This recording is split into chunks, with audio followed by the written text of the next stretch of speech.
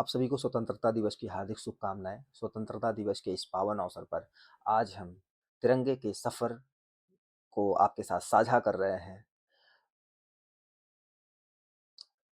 ये तिरंगे का जो सफर है वो 1906 से शुरुआत होकर के 1947 तक जो तिरंगे का सफर है, ये आज हम आपको साथ साझा करने जा रहे हैं। भारतीय जो तिरंगा है, ये एक तिरंगा नहीं, यह औपनिवेशिक शासन के विरुद्ध भारतीय राष्ट्रवाद, स्वराज, एकता, त्याग और स्वतंत्रता की लगभग 4 दशक लंबी यात्रा का प्रतीक है। आज हम जिस ध्वज को देखते हैं वह 22 जुलाई 1947 को संविधान सभा द्वारा अपनाया गया था और स्वतंत्र भारत का राष्ट्रीय ध्वज बना। इस क्रम में जो सबसे पहला ध्वज हमारा 1906 में था, वो 7 अगस्त 1906 को कलकत्ता के पारसी बागान स्क्वायर में पहली बार कलकत्ता ध्वज फहराया गया था। इसका जो डिजाइन था वो सचिंद्र प्रसाद बोस ने तैयार किया था। सचिंद्र प्रसाद बोस और सुकुमार मित्रा ने तैयार किया। इसमें देखा जाए तो हरा, पीला और 3 कलर्स थे। ऊपर 8 कमल के फूल थे, बीच में वंदे मातरम लिखा हुआ था। एक तरफ सूर्य और एक तरफ अर्धचंद्र की आकृति अंकित थी। वंदे मातरम बंकिम चंद्र चट्टोपाध्याय की रचना। इसके रचयिता जो वंदे मातरम, इसके रचयिता कौन थे? इसके रचयिता थे बंकिम चंद्र चट्टोपाध्याय। और चंद्र चट्टोपाध्याय जो थे, उनका जन्म 1838 में हुआ था। ब्रिटिश प्रशासनिक सेवा से भी ये जुड़े थे। ये बहुत बड़े उपन्यासकार थे, कवि थे, विचारक थे। इनके कई उपन्यास हैं, जैसे दुर्गेश नंदिनी हो गया, आनंद मठ हो गया। ठीक। और वंदे मातरम जो है, ये सबसे पहले अगर देखा जाए तो 1896 में कांग्रेस के वार्षिक जो अधिवेशन होते थे, उस कांग्रेस का 12वां अधिवेशन था। उस कांग्रेस के 12वें अधिवेशन में पहली बार वंदे मातरम कांग्रेस के राजनीतिक मंच पर प्रमुख रूप से प्रस्तुत किया गया था। उस समय कांग्रेस के अध्यक्ष थे रहमतुल्लाह मोहम्मद सयानी। और प्रस्तुत वंदे मातरम जो उस समय प्रस्तुत करने वाले थे वो रविन्द्रनाथ टैगोर जी थे। तो इस तरह से ये 1906 का जो हमारा राष्ट्रीय ध्वज, हमारा जो तिरंगा था, ये 1906 का था। ये जो राष्ट्रीय तिरंगा था, कहीं न कहीं ये उस समय के राष्ट्रीय साझा राष्ट्रीय पहचान को विकसित कर रहा था, साझा राष्ट्रीय पहचान को विकसित कर रहा था। अगला जो है 1907 में भारतीय जो ध्वज था वो भारत की सीमाओं से बाहर पहुँचा। इसका पहुँचाने का जो मुख्य श्रेय है वो मैडम भीकाजी कामा का है। उन्होंने 23 अगस्त 1907 को जर्मनी के स्टुटगार्ट में आयोजित अंतर्राष्ट्रीय समाजवादी सम्मेलन में भारत की स्वतंत्रता की आवाज़ को अंतर्राष्ट्रीय मंच मंच पर उठाया। और इसका जो महत्व था, यह 1906 के भारत के राष्ट्रीय ध्वज की चेतना से विकसित हुआ था और 1907 में यह अंतर्राष्ट्रीय मंच पर भारतीय स्वतंत्रता का प्रतीक बना।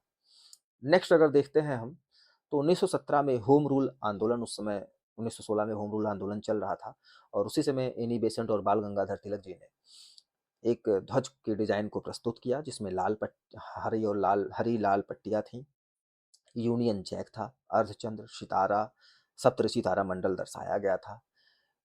इसका महत्व था, यह ध्वज केवल अगर देखा जाए तो सांस्कृतिक और भावनात्मक प्रतीक ही नहीं रह गया, यह सीधे तौर पर होम रूल, यानी होम रूल, गृह शासन, स्वशासन, राजनीतिक स्वतंत्रता से जुड़ा हुआ था।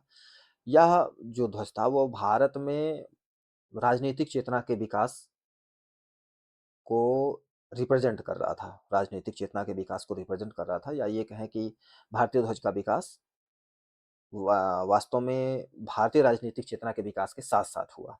जिस तरह से भारत में राजनीतिक चेतना का विकास हो रहा था, उसी तरह से भारतीय ध्वज का विकास हो रहा था 1917 में, ये जो ध्वज था। नेक्स्ट जो है 1921 में पिंगली वेंकैया ने एक ध्वज का डिजाइन प्रस्तुत किया। पिंगली वेंकैया आंध्र प्रदेश के स्वतंत्रता सेनानी थे और ध्वज डिजाइन से जुड़े प्रमुख व्यक्तियों में ये शामिल थे। 1916 में इनकी एक बुक है, नेशनल फ्लैग ऑफ इंडिया नामक एक पुस्तक है, उसमें ध्वज के डिजाइन को प्रस्तुत किया। और 1921 के विजयवाड़ा में एआईसीसी की जो अधिवेशन जो हो रहा था, उसमें पिंगलिया ने इस डिज़ाइन को गांधी जी के सामने प्रस्तुत किया। गांधी जी ने इसमें थोड़ा-सा प्रस्तुत किया जिसमें मुख्य रूप से लाल और हरे रंग थे। लेकिन गांधी जी की सलाह से अगर इन्होंने गांधी जी की सलाह इसमें आई और गांधी जी ने इसमें हरा रंग सॉरी वाइट रंग सफ़ेद रंग जोड़ा और साथ ही साथ इसमें चरखे को ऐड किया। चरखा अगर देखा जाए तो चरखा सिर्फ इसलिए नहीं जुड़ा, चरखा जोड़ने का कारण था कि चरखा उस समय रिप्रेजेंट कर रहा था स्वदेशी को, आत्मनिर्भरता को, श्रम को और इकोनॉमिक लिबर्टी को, यानी आर्थिक स्वतंत्रता को। यानी चरखा और जो ये चरखा अगर देखा जाए उस समय जो गांधीयन यूज था, ये दोनों एक दूसरे से जुड़े हुए थे। नेक्स्ट जो है वो आता है 1931 और 1931 में 1931 में भारतीय राष्ट्रीय कांग्रेस ने एक तिरंगे को अपनाया। 3 रंग इसमें हुए, सैफरन, वाइट एंड ग्रीन, यानी केसरिया, सफ़ेद और हरा। बीच में इसमें भी चरखा रखा गया। ये हमारा 1931 का ध्वज था, जो 1930 के जब पूर्ण स्वराज की मांग लाहौर अधिवेशन में 1929 के में लाहौर अधिवेशन में पूर्ण स्वराज की मांग की गई थी और पहला स्वतंत्रता दिवस 1930 में मनाया गया था। ये तब की बात है, 1930 में। तब उसके बाद 1931 में इस ध्वज को ये ध्वज प्रकाश में आया था।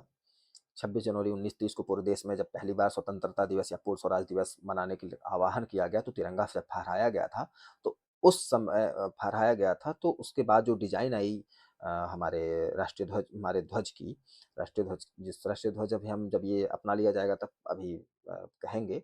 तब जब जो डिज़ाइन जो भारतीय राष्ट्रीय कांग्रेस ने जो ध्वज अपनाया था, तो उसमें ये इस उस समय ये था, बीच में चरखा, सैफरन, ऊपर व्हाइट एंड ग्रीन, यानी केसरिया, सफ़ेद और हरा। फिर आती है बात अंतिम चरण की तरफ, हम इसके बढ़ते हैं भारतीय राष्ट्रीय ध्वज के विकास के। देखा जाए स्वतंत्रता भारत का जो सबसे महत्वपूर्ण चरण था और स्वतंत्र होने वाला था, तो संविधान सभा के सामने उस समय प्रश्न आया कि भारत का जो ध्वज है वह कैसा होगा, क्योंकि अब भारत स्वतंत्र हो चुका था या होने वाला था।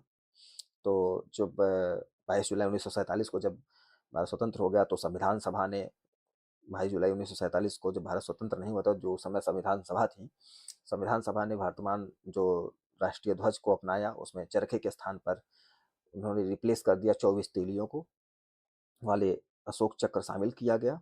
24 तीलियों वाला अशोक चक्र शामिल किया गया, जबकि केसरिया, सफ़ेद और हरे रंग क्या रहे, यथावत रहे। और चरखे के स्थान पर जो अशोक चक्र रखा गया, चरखे के स्थान पर अशोक चक्र, वो 1931 में ध्वज में चरखा था और जो 1947 में जब 22 जुलाई 1947 को जब राष्ट्रीय ध्वज को अपनाया गया, उस समय चरखे को हटा करके अशोक चक्र को शामिल किया गया।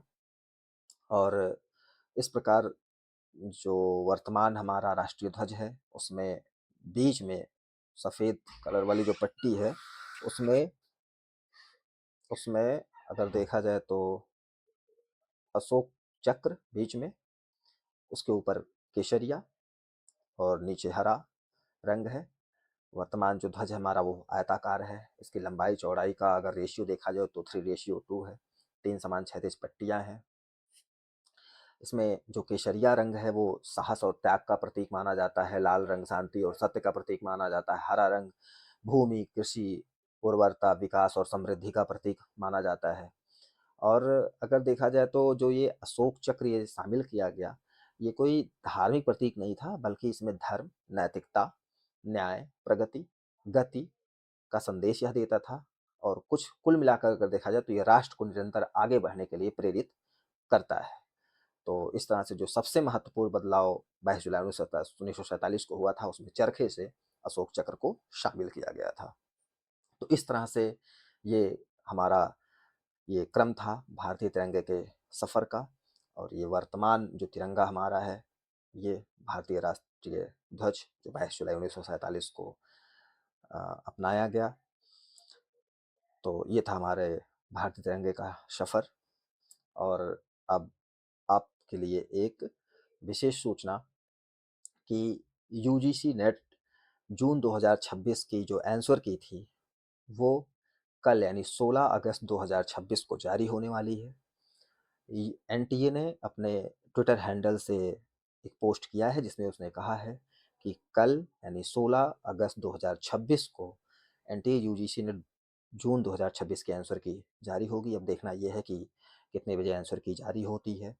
तो आप लोग अब अपनी तैयारी को, जो अप्लाई इस बार किए थे, उनके लिए पहले से ही बधाई हो कि वो उनका क्लियर हो जाए, तो आने वाले जो भी वैकेंसीज हैं उसमें अप्लाई करें, अपनी तैयारी को जारी रखें। और ऐसे कैंडिडेट, जो नए कैंडिडेट यूजीसी नेट जेआरएफ की तैयारी करना चाहते हैं दिसंबर बैच के लिए, तो हमारा जो नया बैच है वो स्टार्ट हो चुका है। और उसका शेड्यूल कुछ ये है: कल शाम 8 बजे से नेट जेआरएफ हिस्ट्री की क्लास आपकी हम शुरू कर रहे हैं। ये हमारे ऐप पर होगा, और आप जितनी जल्दी हो सके इनरोल कर लें।